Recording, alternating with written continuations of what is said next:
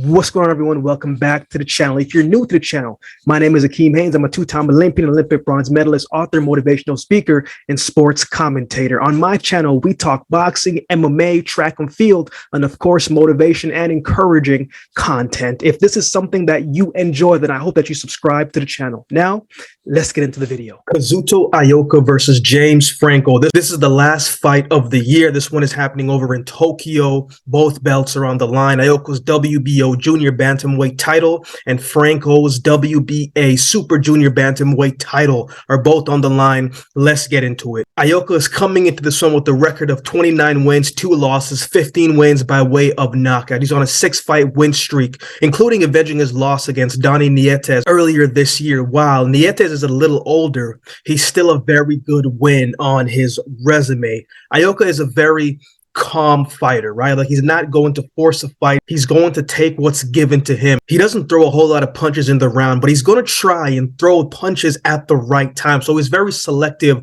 with the shots. He's going to use his jab to set up his shots. Sometimes he just uses the jab just by flicking it out there to distract you and then land the shots that he really wants to land. Maybe it's a body shot, right? A body jab. Maybe it's a body hook, whatever the case may be. Sometimes that jab is a distraction to land what he really wants to land. He did that a lot against Donnie Nietes and had a lot of success against Nietes in that fight, right? Ioka is a guy who's trying to close the gap. He's trying to find range, right, where he can touch you at range with being defensively responsible enough to not get hit himself. He's trying to find a way to land his body shots, right? His straight hand down the middle. To me, his approach is pretty straightforward, but he's effective in what he can do and what his skills are, and that's what makes him successful. The more confident he gets, the more he starts to let his hands go, and that's what I think he needs to do early in this fight against Franco. Ioka is very consistent in his attacks, and defensively, he didn't look too bad against Nietes,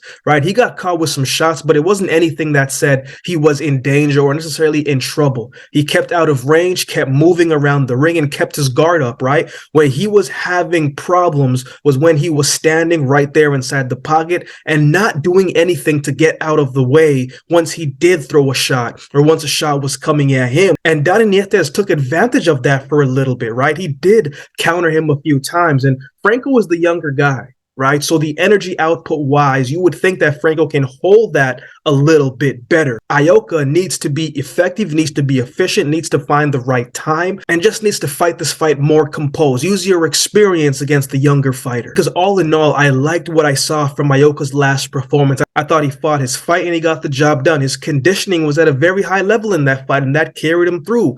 And I think that is what will help him in this fight as well, if he is coming in that same type of form as he looked in his last fight. Now, let's talk about his opponent, Joshua Franco. 18 wins, 1 loss, 2 draw, 1 no contest, 8 wins by way of knockout. It's interesting because you don't always see a lot of trilogies, especially especially at his age in this era, but he's had 2 trilogies already. When he fought Oscar Negrete, the first fight was a draw. He won the second, and another draw for the third. In his second trilogy against Andrew Maloney, he won 2 of those series and 1 no contest. His last fight was more than a year ago against Andrew Maloney, and that's something to keep in mind, right? Like, as a fighter, you want to see the guys that you like. You want to see them inside of the ring. We haven't seen them in over a year, right? We want to see active fighters. So you would have to think that that may come with a little bit of ring rust. It may or it may not, but if there is some ring rust, well, he's young enough to be able to overcome that. As you get older, it's a little bit harder to get into your groove and to find your groove. But we'll see if Franco has that problem, but it's something to keep in mind moving forward. Now, on paper, Franco doesn't look like a big puncher, right? I'm not going to argue that. 8 knockouts, it's hard to say that he is a big puncher, right? But he does have pop in his shots. Like, he's just not throwing shots out there just to be throwing it. He's throwing his shots to try to look to hurt you, right? But Franco, to me, is about timing. He's going to try and find your timing, your cadence, and try and counter you once he does find your range and your rhythm and your cadence, right? He's going to keep coming forward. But he's a guy who likes to come forward. He isn't afraid to bring the pressure, right? He isn't afraid to take risks. He's a good body puncher with a good jab. And the more the fight goes on, the more you'll start to see him let his combinations go and the more confident that he gets. If he has you fighting off the back foot, man, you might be in trouble, right? Because he's going to try and get you on the ropes and in the corner and start to have his way. Right? Franco loves to fight. There are times in his last fight against Andrew Maloney when you look at it, right, like the camera angles are zoomed in and you see that the man is smiling, like he's smirking, but he's having fun inside the ring. I thought he fought very well in his last fight. Trilogies are interesting because you know your opponent, right? You know what they bring to the table. You know their skills. You know their strengths. You're used to them because you've been in the ring with them 2 times before over. And it's impressive when the same guy wins, because you would think one guy wins, then the other guy wins, and then the third one is just a toss-up. But Franco started the third round a little bit different, right? He started it faster than he did the previous ones. Just more pressure, more aggressiveness, right? So you could see that he made the adjustments that were needed from the first 2 fights in real time for the third fight. That is going to play a big factor. Being able to make adjustments in real time, being able to do what's needed to do in real time. That is a great sense of not only ring generalship, but ring IQ and the ability to make the change under a high pressure situations. That's what makes champions. And I think Franco does a good job of that. Franco also uses his jab very well, whether it's to set up the right hand to the head or to the body. He'll be looking to do more of the same in this fight. So who wins? This is an interesting fight because these two can offset each other. Ioka can keep the fight on the outside, use his jab, double jab, and control the pace. But Franco can apply the pressure early and try and make Ioka fight off of his back foot and make him uncomfortable in the ring. Make him do something that he wouldn't usually do and make him react instead of responding. And I think Franco could have a lot of success if he is able to make this an uncomfortable fight for Ioka. But Ioka is at home, so that's something to keep in mind, right? Home crowd advantage, home crowd favor. So I think Joshua Franco has to make this a convincing win every single round if he's going to pull it out.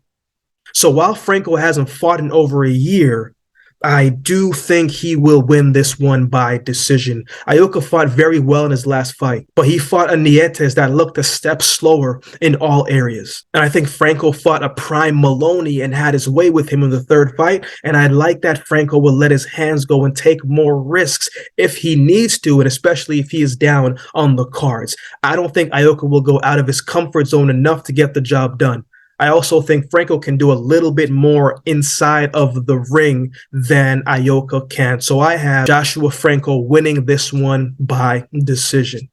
What are your thoughts on this fight? Who do you have winning this one? Let me know in the comment section below. If you would like to support the channel, there's a couple ways that you can do so. You can like, comment, share, and subscribe to the channel. If you'd like to support by way of donation, you can find options in the description below. Also, my Cash App handle will be on screen as well. Any amount goes towards the growth of this channel and will be greatly, greatly appreciated. Hope everyone that celebrates Christmas had a great Christmas day. So with all that being said, if you've been watching the video this long, do me a favor and subscribe to the channel, and we'll definitely see you next time.